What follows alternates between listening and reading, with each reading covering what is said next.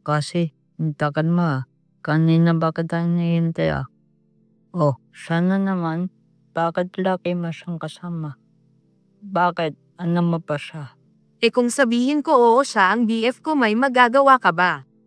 Wala, di ba kaya tumigil ka na? At pumila na sila sa kantin para bumili ng kanilang pagkain.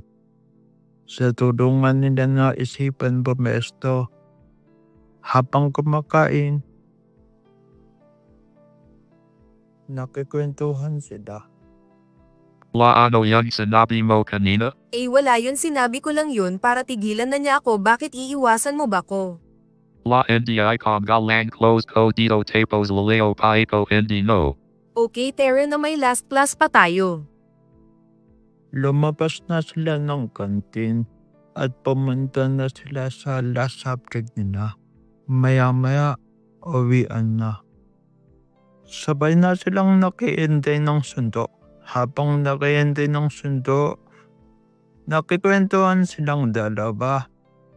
Maya-maya, dumating na ang sundo ni Kenzo. Nakulat si Cassie. Akala niya nung una, mahirap lang ito. Pero mali pala siya ng akala. Hanggang sa pag-uwi, sila pa rin ang magkausap. Nagtatawakan silang dalawa. Yung dibang kahit anong itapik nila, wala silang pakialam basta masaya silang nakuusap.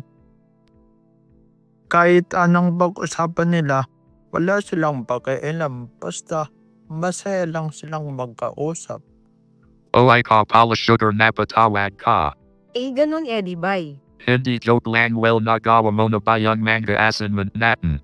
Oo, bakit ikaw ba? Tapos naliban sa isa turlan mo naman ako sa math plead ba? Yeah, sure, sabihin mo lang yun, formula.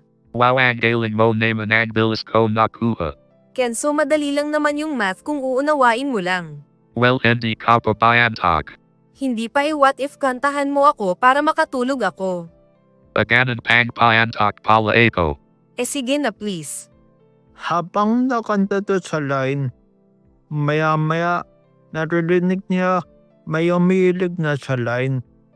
Pansamantala niyang inihinto ang pagkanta.